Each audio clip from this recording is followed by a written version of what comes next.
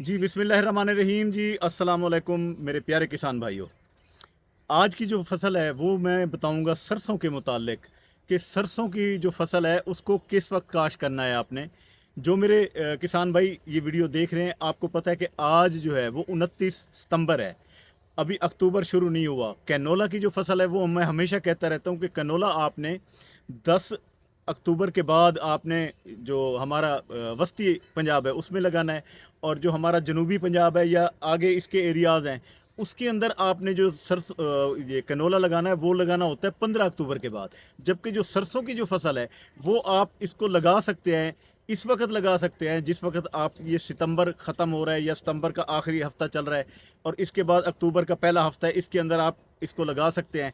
ये mid term की है, थोड़े छोटे वक्त की ये फसल है, यानी कि ये 3 माह से पहले पहले ये तैयार हो जाती है मुकम्मल, और इसको काश कर सकते हैं। और इसके 3-4 फ़ायदे हैं कि ये फसल 3 या 4 चीज़ों के लिए काम आ जाती है। मैं वो भी सारी तफसील बताऊंगा। उसके बाद इसको खेल के ऊपर काश करना है या आपने इसको फ्लैट ज़मीन के ऊपर छट्टा करके काश करना है, उस इस दोनों में से ज़्यादा किसके ऊपर आपकी औसत आनी है ये भी मैं आपको बताऊंगा। और उसके साथ साथ मैं आपको इसके बारे में ये भी बताऊंगा कि इसमें खाद का प्लान कौन सा है, जड़ी बूटियों के लिए क्या करना है, आप पाशी कैसे करनी है, कौन सी बीमारियां लगती हैं, ये सारा कुछ मैं बताऊंगा। मैं हूं मुर्तज़ा भट्टी, आप देख रहे हैं मेरा यूट्यूब चैनल मुर्तज़ा भट्टी ऑफिशियल। मेरे साथ बने रहिए, इंशाल्लाह आपको ये जो वीडियो आप देखेंगे आपको काफ़ी इन्फॉर्मेटिव भी मिलेगी, और इससे आपको ये भी फ़ायदा होगा कि अगर आप सरसों की काश्त करते हैं तो वो आप बेहतर तरीके से कर पाएंगे।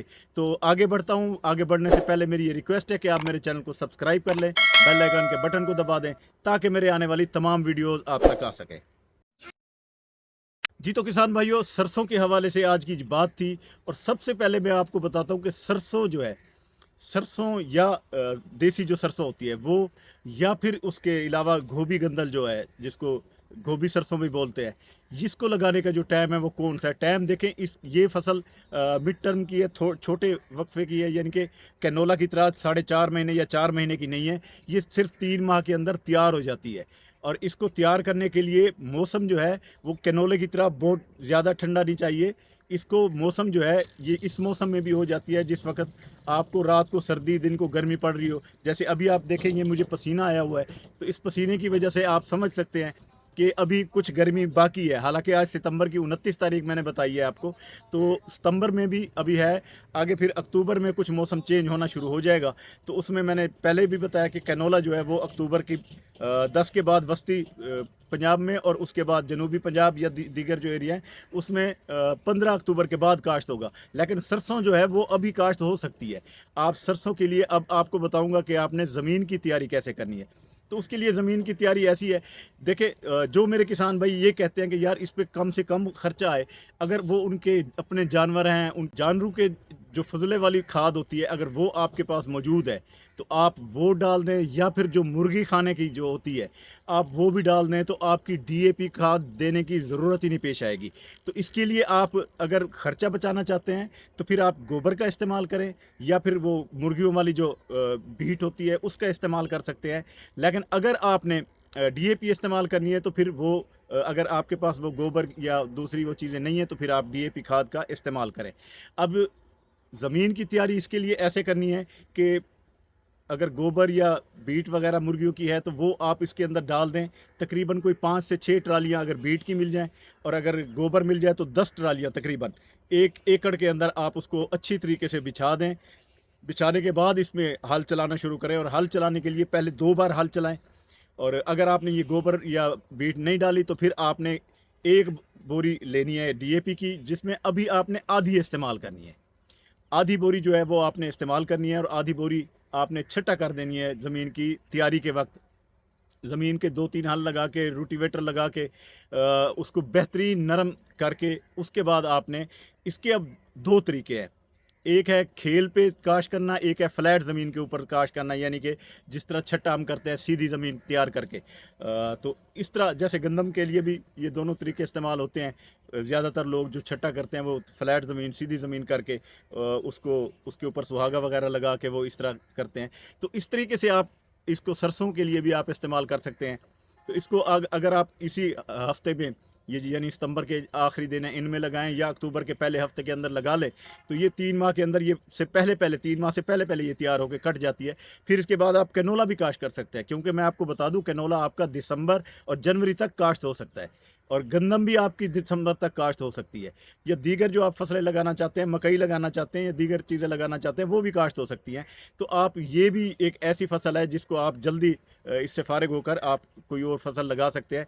तो फिर आपने ज़मीन की तैयारी कर देनी है। ज़मीन की तैयारी करने के बाद आपने उसके अंदर अगर खेल बनानी है, तो खेल बनाने के बाद आपने चोबे की मदद से, चूंडी की मदद से आपने सरसों करना है। तो उसमें से अगर आपके पास एकड़ में 2 से 3 किलो अगर छट्टा करना है, तो 3 से 4 किलो बीज भी डालते हैं लोग। और इसमें ये कोई बीज इतना महंगा नहीं होता, सस्ता बीज होता है, लेकिन अच्छी क्वालिटी का बीज इस्तेमाल कीजिएगा जिसकी जर्मिनेशन अच्छी हो, वो आपको बहुत ज़्यादा फ़ायदा दे जाएगा। अब आपने इसके अंदर, जब आपने छटा कर देना है, तो आपने खाद इसके अंदर मिक्स करके करनी है। जो डीएपी की खाद मैंने बचवाई थी, वो अगर 3 4 5 किलो आपने यानी 4 किलो बीज आपने 1 एकड़ में डालना है, तो उसमें 3 4 किलो आपने खाद डाल के कर देनी है। बाकी जो खाद है वो आपने बचा के रखनी है, वो मैं आगे बताऊंगा किस वक्त इस्तेमाल करनी है। तो या अगर आप चोबा लगा रहे हैं, चूंडी लगा रहे हैं, तो फिर आपका बीज कम लगेगा, 1.5 किलो से 1 किलो बीज आपका लगेगा। लेकिन एक बात का ख़ास ख्याल रखिएगा, आप जितना फासला इसको अच्छा देंगे, आपकी फसल उतनी ज़्यादा औसत देगी, उतना अच्छा रहेगा। तो चूंडी की अगर आपने छटा भी करना है, तो फिर भी बाद में इसकी छिदराई कर लीजिएगा, या उसके बाद आप के ज़मीन के अंदर बीज छटा कर लें, तो फिर आप इसको रीजर की मदद से इसकी खेल भी बना सकते हैं। खेल बनाने के बाद जब ये जर्मिनेशन हो जाए, तो फिर उसके बाद आपने इसकी छदराई कर लेनी है। वरना अगर आप चोबे की मदद से लगा रहे हैं, तो फिर आपने चोबा जो लगाना है, वो चोबा आपने लगा के उसका फासला जो है वो तकरीबन कोई पौधे से पौधे का जो फासला आपने खेल के ऊपर लगाना है, वो आपने, अगर आपकी बेड वाली है तो दोनों साइडों पे लगा लें। छोटा बेड है यानी कि 1 फुट का अगर आपका बेड है, तो दोनों साइडों पे लगा लें। अगर बड़ा बेड है, तो फिर 3 लाइनें आप लगा सकते हैं इसकी। तो चोबे चूंडी की मदद से जो आपने बीज लगाना है, अब आपको जो बात मैं बताना चाह रहा हूँ वो गौर से सुनिएगा कि इसके अंदर भी आप खाद मिक्स करके डालें। 1 2 बीज अगर सरसों के हैं, तो उसके साथ आपको डीएपी का भी 1 2 बीज, उसके डीएपी खाद के भी होने चाहिए, वो आप चूंडी लगाते जाएं। वो अब आप इस तरह अगर चूंडी लगाएंगे, तो फिर आपकी खाद का जो बेहतरीन असर है ना, वो इसको मिलेगा। एक अच्छी यानी कि खाद की बचत भी हो जाएगी, और फिर आपकी, आप भले इसमें पहले उसमें जिस वक्त बुआई का वक्त होता है, उस वक्त भले खाद ना डालें, आप उस वक्त ये खाद डालें और फिर पहले पानी पे आपने खाद डाल दें जो बाकी बचे। तो इस तरह आपने चूंडी की मदद से तकरीबन कोई 6 से 7 इंच के फासले पर आप पौधा लगाते जाएं। जब आप पौधा लगा लेंगे, तो इंशाल्लाह उसके बाद आप पानी लगा देंगे। और जो जिस तरह मैंने पहले आपको बताया, तो उसमें वो रवनी पे भी किया जा सकता है, उसी वक्त खेल ये निकाल के उस वक्त पानी भी लगाया जा सकता है। यानी फ्लैट ज़मीन के ऊपर अगर आपने खेल बना देनी है, तो फिर पानी उसी वक्त लगेगा। अगर आपने फ्लैट ज़मीन के ऊपर इसको काश करना है, तो फिर आप वो रोनी करके करना है उस वक्त, यानी ज़मीन आपकी तरवत्तर पे आपने तैयार करके उसके अंदर लगाना है, फिर उसका पानी जो है आगे देर से लगेगा। अब ये तो इसकी मैंने काश्त का आपको बेहतरीन तरीका बता दिया। अब आगे मैं बताता हूँ कि इसको पहले पानी के ऊपर क्या क्या देना है। अब पहले पानी के ऊपर आपने जो बकिया आपके पास खाद बची हुई थी, आपने वो, उसके साथ आपने कॉपर सल्फेट, और इसके अंदर बोरान, इसके अंदर सल्फ़र और पोटाश। ये चीज़ें भी आपने थोड़ी थोड़ी यानी कि 2 2 किलो आपने ये भी लेके इसके अंदर पहले पानी के अंदर पानी में मिक्स करके खाद के साथ, डीएपी के साथ आप इसको फ्लड कर देंगे, तो आपकी फसल शानदार होगी और आपकी जो औसत है वो 40 मन से ऊपर आ जाएगी।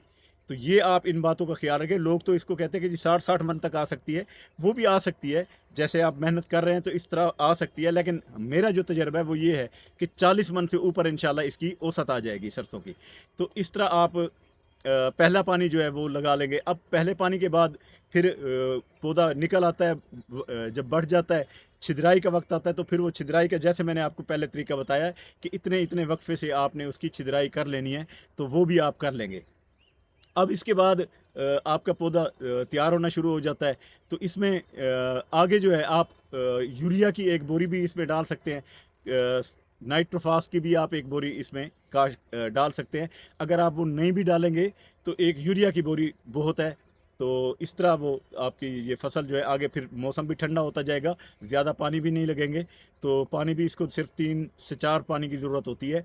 अगर आपका जर्मिनेशन अच्छी होगी तो फिर आप पहला पानी भी आप दूसरा पानी भी आप ज़रा देर से लगा सकते हैं। अगर आपकी जर्मिनेशन ज़रा कम है तो फिर आप 6-7 दिन बाद इसको दूसरा तीसरा पानी लगा देंगे। तो ये इसका तरीक़ाकार है। ये इसको आप इस तरह काश्त कर लें तो इंशाल्लाह ये फसल आपकी बहुत ज़बरदस्त हो जाएगी। अब मैं बता रहा था कि सरसों जो है वो कितने किस किस काम आ सकती है।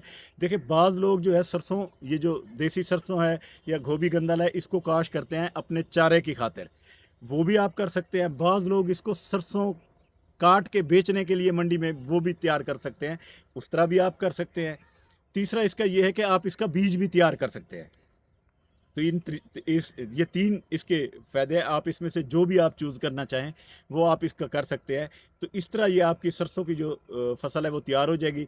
तो मैं बता रहा था इसकी जड़ी बूटियों के हवाले से, तो जड़ी बूटियों के हवाले से ये था कि अगर आपने इसकी शुरू में जिस वक्त आप बुवाई करते हैं उसी वक्त आपने 24 घंटे के अंदर इस पे पेंडिमेथ्रिन या डुआल गोल्ड का स्प्रे आप इसमें अगर कर दें, पेंडिमेथ्रिन करें तो 600 मिलीलीटर 1 एकड़ में, और अगर आप डुआल गोल्ड का करें वो ज़रा तेज़ होती है तो वो 400 से 450 मिलीग्राम आपने 1 एकड़ के अंदर वो टैंकियों में उस तरह उसको तकसीम करके आप उसको वो कर सकते हैं। इससे आपकी जड़ी बूटियाँ नहीं होंगी। तो ये इसका तरीक़ाकार मैंने आपको बताया। बाकी इसको बीमारियाँ अगर लगें तो उसके लिए मुख्तलिफ़ अद्वियात होती हैं। इसमें ज़्यादातर कोई सुंडी लग जाती है तो क्योंकि गर्मियाँ हैं थोड़ी सी, तो गर्मी में थोड़ी आ जाती है सुंडी। तो सुंडी को अगर आप इसमें लग जाती है तो सुंडी के लिए आप इसका बेहतरीन अपने इलाके से पूछ के उसको दिखा के आप उसका स्प्रे कर सकते हैं। तो ये थी हमारी आज की सरसों की वीडियो, और उम्मीद करता हूँ कि आपको ये आज की सरसों की वीडियो बहुत पसंद आई होगी। अगर आपको पसंद आई है तो आप मेरे चैनल को लाइक कर दें, सब्सक्राइब कर दें, बेल आइकन के बटन को दबा दें ताकि मेरे आने वाली तमाम वीडियोज़ के नोटिफिकेशन आपको मिल सके। तो उम्मीद करता हूँ आपको ये इन्फॉर्मेशन अच्छी लगी होगी, और अगर अच्छी लगी है तो अब मुझे दुआओं में याद रखिएगा। मेरी इस वीडियो को शेयर भी कर दीजिएगा अपने दोस्तों के साथ। तो इसी दुआ के साथ अब आपसे इजाज़त चाहूँगा कि अल्लाह ताला हमेशा आपको खुश रखे, अल्लाह ताला आपके माल, जान और रिज़्क़ में इजाफ़ा करे। मुझे दें इजाज़त। अल्लाह हाफ़िज़। अल्लाह निगहबान।